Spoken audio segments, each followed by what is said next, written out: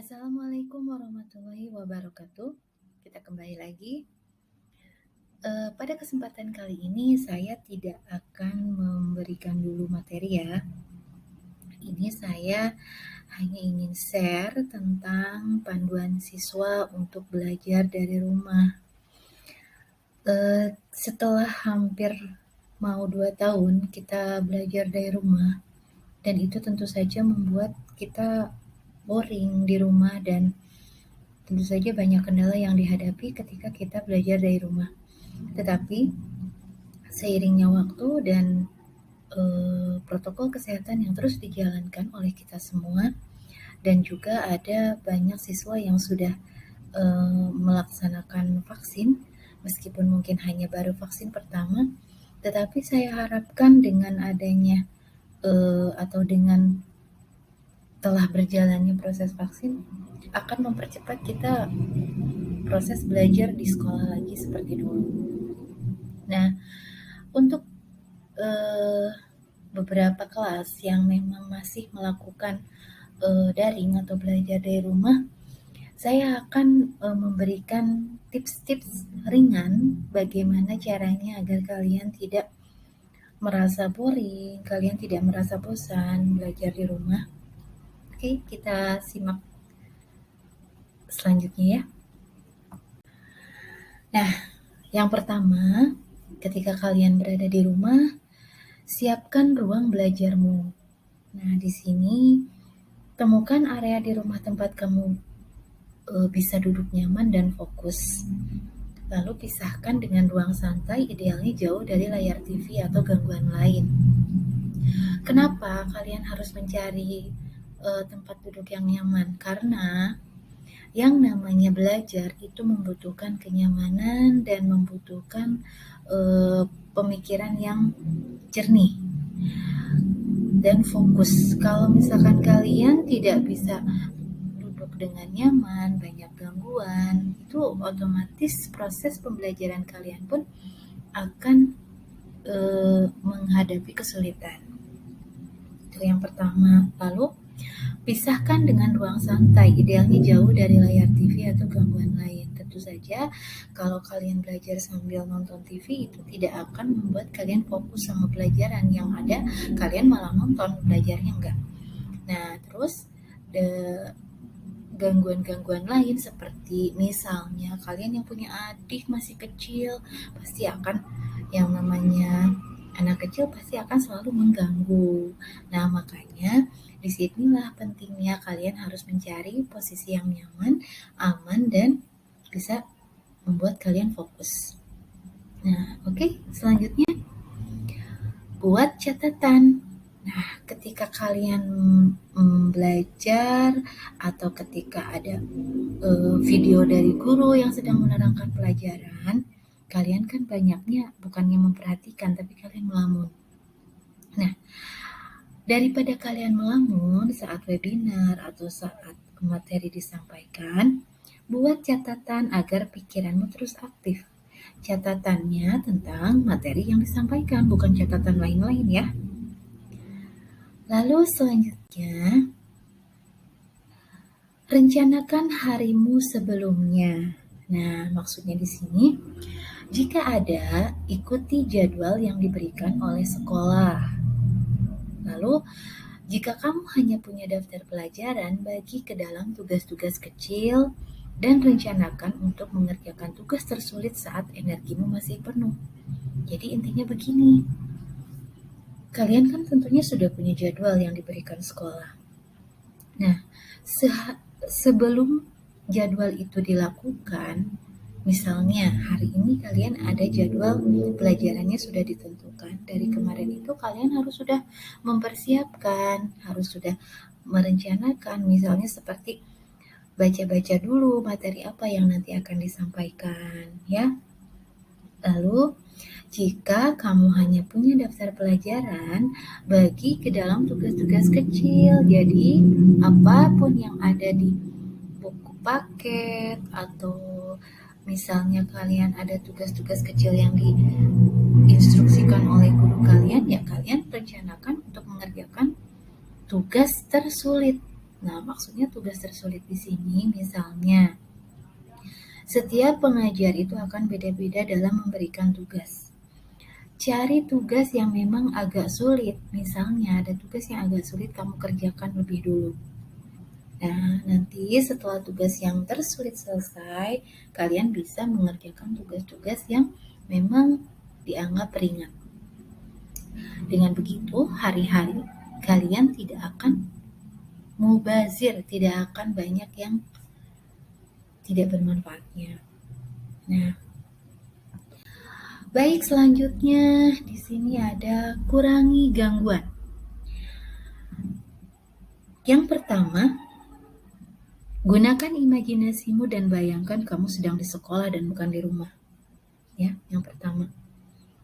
Jadi di sini kita bukan kita bukan kita bukan menyuruh kalian untuk berhayal terus, bukan. Tetapi ketika jam sekolah misalkan pukul 7, kalau SMK kan biasanya kalau hari-hari normal sebelum pandemi dimulai jam 7 sampai jam 15.30. Nah, tapi kalau misalkan jadwal BDR itu biasanya hanya sampai jam 11 atau jam 12. Nah, ketika kalian menghadapi pembelajaran, kalian berimajinasi saja, kalian membayangkan saja bahwa saya ini ada di sekolah. Gitu. Sehingga kalau kalian membayangkan bahwa kalian sedang ada di sekolah, kalian akan berpikir, saya harus serius gitu. Karena saya sedang sekolah gitu, meskipun memang tempatnya berbeda ya, bukan di sekolah, tapi di rumah. Lalu yang kedua, kunci ponselmu bila perlu, jangan takut meminta intervensi orang tua.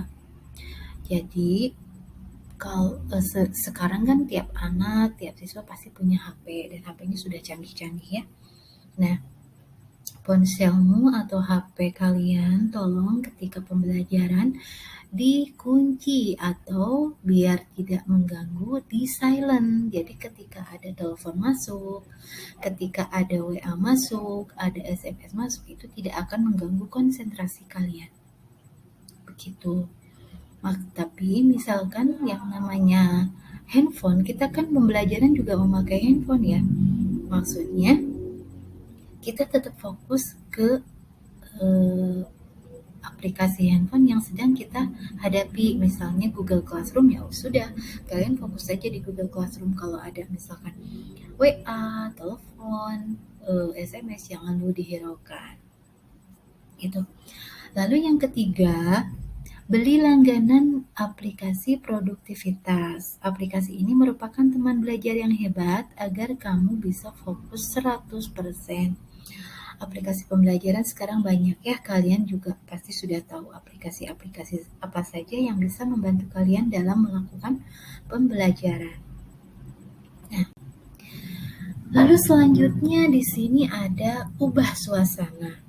Kamu mungkin punya jadwal pelajaran, namun jika sulit fokus, istirahatlah 5 menit dan lanjutkan kembali. Cukup beritahu gurumu. Berbaik hatilah pada otakmu jika perlu jeda dari jadwal yang konsisten.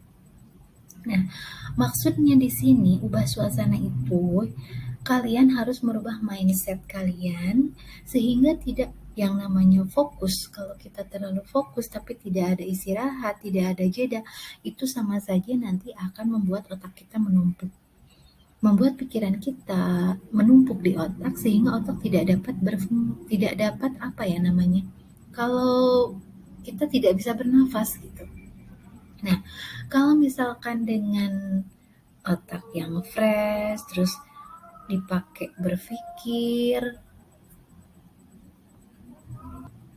nah jadi otak juga memerlukan refreshing ya, sehingga tidak akan terlalu menumpuk oleh pemikiran atau materi yang kita dapat. Nah, lalu kita selanjutnya coba bicaralah dan mintalah bantuan.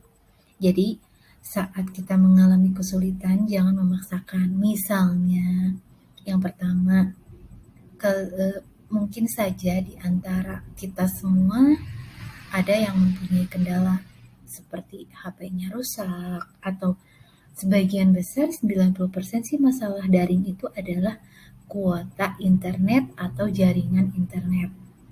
Nah, jadi kalian jangan sungkan-sungkan untuk bicara kepada orang tua, hubungi guru yang bersangkutan, atau minta kepada bantuan teman sekelas.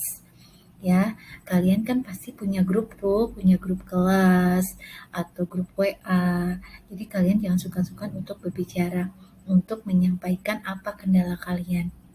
Nah, dukungan akan selalu tersedia selama kita memintanya. Jadi, kita jangan malu kalau memang kita tidak salah. Tetapi kalau kita memerlukan bantuan, ya sampaikanlah gitu.